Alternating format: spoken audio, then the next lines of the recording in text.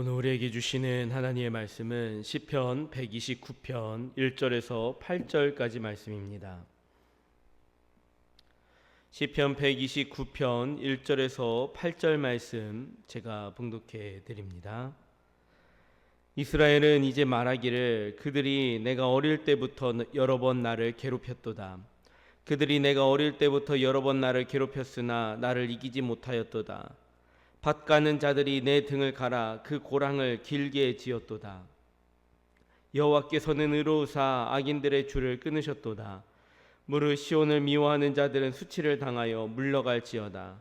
그들은 지붕의 풀과 같을지어다. 그것은 자라기 전에 마르는 것이라. 이런 것은 베는 자의 손과 묶는 자의 품에 차지 아니하나니 지나가는 자들도 여호와의 복이 너희에게 있을지어다 하거나 우리가 여호와의 이름으로 너에게 축복한다 하지 아니하느니라. 아멘. 오늘도 하나님의 크신 은혜와 평강이 함께 하시기를 간절히 원합니다.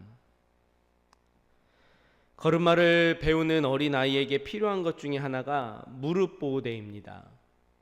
아장아장 걷기 시작을 하기는 하였지만 아직 미숙하기 때문에 쉽게 넘어져서 무릎을 많이 다치기 때문입니다. 사람들은 태어나서 걸음마를 배울 때뿐 아니라 인생을 살아가면서 누구나 넘어지지 않기 위해서 애쓰며 살아갑니다. 돌부리에 걸려 넘어지거나 다리에 힘이 풀려서 넘어지는 그런 것만을 말하는 것이 아닙니다. 도덕적으로 실수하지 않고 또한 정신적으로 무너지지 않고 영적으로 약해지지 않고 지금까지 이룬 것들을 놓치지 않기 위해서 애쓰며 살아갑니다. 그러나 우리가 이러한 이유 때문이 아니라 우리에게 찾아오는 어려움들로 인해서 넘어지는 경우가 있습니다. 이처럼 우리를 넘어지게 하는 문제와 상황들은 우리를 기도하게 만들기도 하지만 반대로 기도하지 못하게 하기도 합니다. 기도해봤자 달라지는 것도 없고 나아지는 것도 없고 그래서 포기해 버립니다. 하나님의 일하심을 기대하지 못하게 합니다. 그러므로 우리가 기도할 때 중요한 것은 넘어지지 않는 것, 포기하지 않는 것, 낙심하지 않고 계속해서 기도할 수 있는 힘이 우리에게 필요합니다. 하나님의 자녀로 살아가는 삶의 어려움은 반드시 찾아옵니다. 하나님이 택한 그 백성 이스라엘의 역사만 보아도 그들의 인생, 그들의 역사 가운데 수많은 어려움과 고난의 시간들이 있었습니다. 어느 한순간에 한 번 어려운 것이 아니라 계속된 어려움이 있었습니다. 시편 129편 1절 말씀입니다. 이스라엘은 이제 말하기를 그들이 내가 어릴 때부터 여러 번 나를 괴롭혔도다. 시편 기자가 1절에서 고백하고 있는 것처럼 어릴 때부터 그들이 나를 괴롭혔다라고 고백합니다. 이스라엘이 겪은 고난의 인생으로 비유해 봤을 때 어린 시절부터 노년에 이르기까지 오랜 시간 동안 계속 그 고난의 세월이 이어졌다는 것을 말해주고 있습니다. 이스라엘은 하나님께서 택하신 백성입니다. 그래서 그들은 하나님의 은혜 가운데 애굽에서 건짐을 받았고 큰 민족을 이룰 수 있었습니다. 당연히 모든 순간마다 하나님의 도우시는 은혜를 경험하였고 항상 하나님이 지키시고 함께 하신다라는 그 기대를 가지고 있었습니다. 그런데 1절에서 말하는 것처럼 어릴 때부터 괴롭힘을 당했고 어릴 때부터 지금까지 오랜 시간 동안 문제가 나아지거나 해결되지 않았다는 것은 이제 더 이상 그들이 기대하였던 그 기대가 사라지고 낙담할 상황에 이르게 되었다는 것을 보여주는 말씀입니다. 129편 2절 말씀입니다. 그들이 내가 어릴 때부터 여러 번 나를 괴롭혔으나 나를 이기지 못하였도다. 그러나 고난의 세월 가운데 시편 기자는 담대하게 선포합니다. 결코 이러한 문제나 어려움이 나를 포기하게 만들지 못했다라는 겁니다. 분명히 기대가 사라지고 낙담할 수밖에 없는 상황이지만 끝까지 하나님을 향한 기대, 하나님을 향한 간구, 그 기도하는 것을 멈추지 않았다라는 말입니다.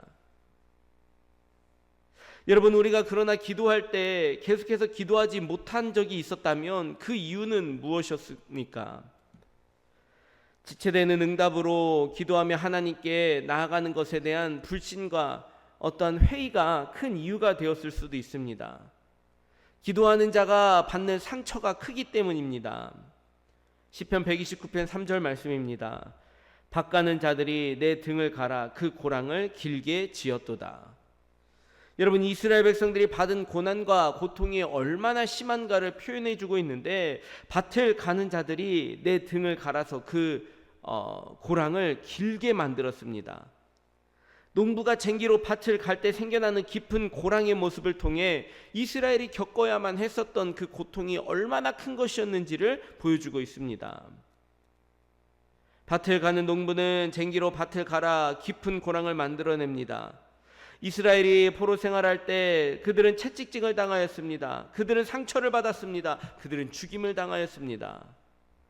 농부가 밭을 가는 것처럼 온몸에 깊은 흉터가 상처가 생겨났습니다. 마음에 깊은 상처가 생겨났습니다. 이스라엘의 대적들은 그들 앞에 나타나서 그들이 씻을 수 없는 고통과 상처의 깊은 고랑을 만들어낼 정도로 고난을 보여주었습니다.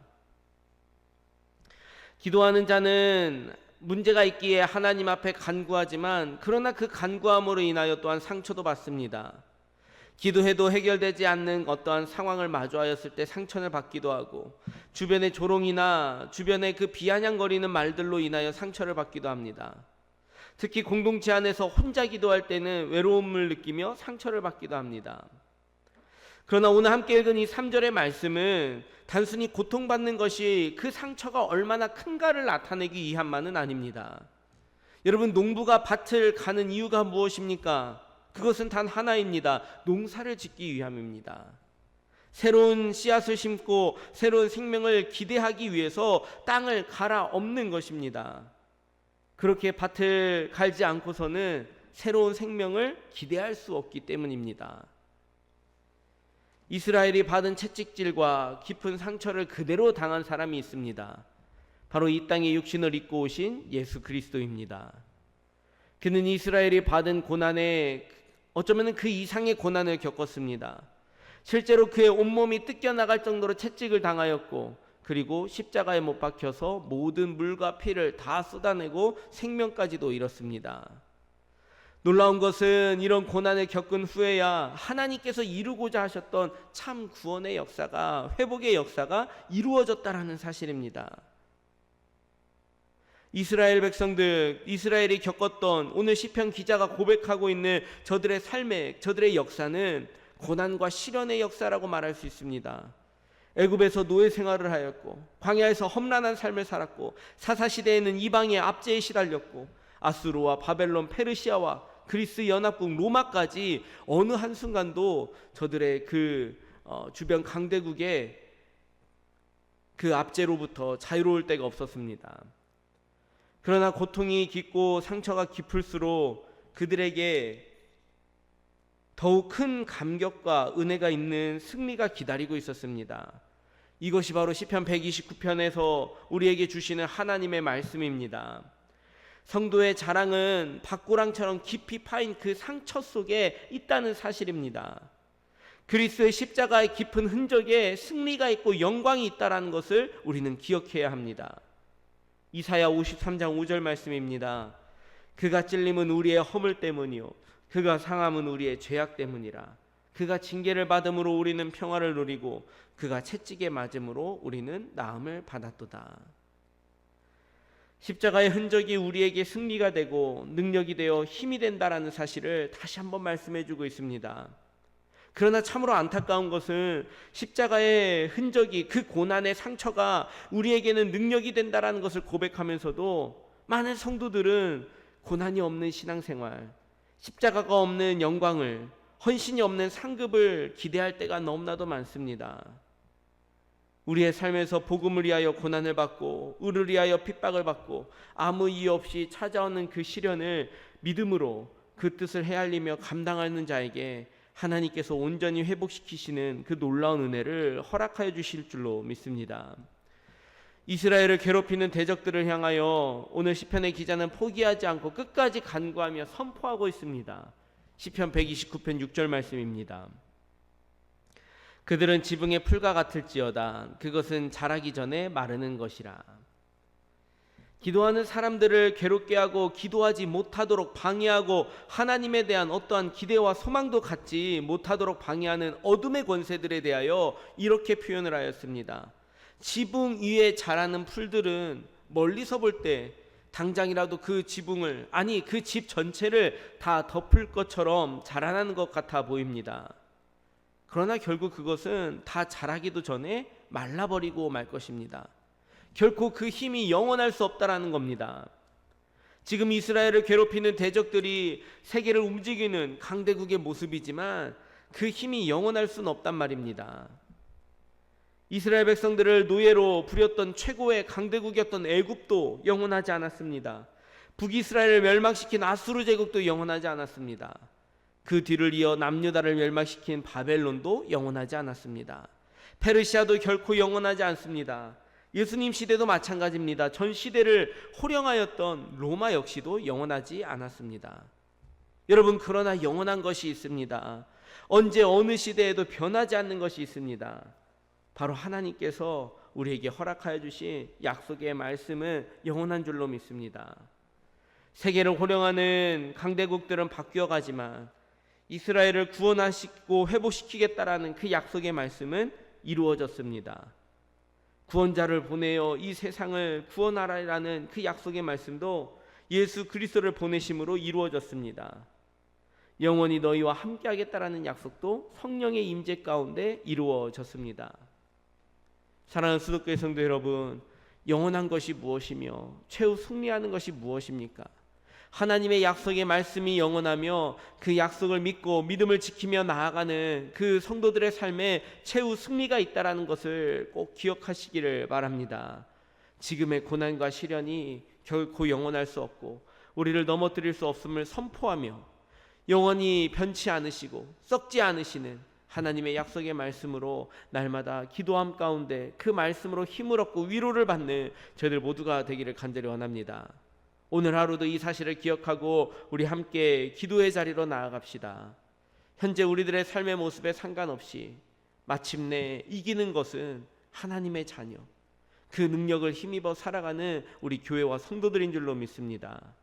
해결해야 될 문제가 많고 어려움이 많고 비록 그 과정에 고난이 찾아온다 할지라도 약속의 말씀을 붙잡으며 기도하며 그래서 고통의 십자가 뒤에 영광스러운 부활의 능력이 함께함을 기대하며 오늘 우리의 기도의 자리가 더욱더 능력 있는 삶의 자리가 되어지기를 주님의 이름으로 축원합니다. 함께 기도하겠습니다. 걸어가신 하나님, 날마다 우리와 함께 하시며 우리를 붙잡아 주시니 감사합니다. 하나님, 이 시간에도 우리가 믿음으로 주님 앞에 나아갈 때, 특별히 기도할 때 우리들이 넘어지지 않게 하여 주시옵소서. 기도한 가운데 실망하지 아니하고 낙심하지 아니하고 상처 입지 아니하고 언제나 하나님의 신실하신 약속의 말씀을 붙잡고 주님을 신뢰하며 나아갈 수 있도록 인도하여 주시옵소서. 오늘 하루도 여러 가지 연약함이 있기에, 문제가 있기에 주님 앞에 간구하며 나아갑니다. 하나님, 그 모든 기도 들으시고 응답하여 주실 때 하나님의 때에 하나님의 방법으로 이루어 가시는 그 일들을 우리들이 끝까지 신뢰하게 하여 주시옵소서. 오늘도 우리 사랑하는 성도들의 연약함을 두고 기도할 때 육신의 연약함, 또한 마음의 상처와 여러 가지 우리들의 영혼의 공고함까지도 주님께서 치료하시고 강건하게 하시고 회복시키시는 놀라운 은혜를 누리게 하여 주시옵소서. 모든 말씀 예수님의 이름으로 기도드립니다. 아멘.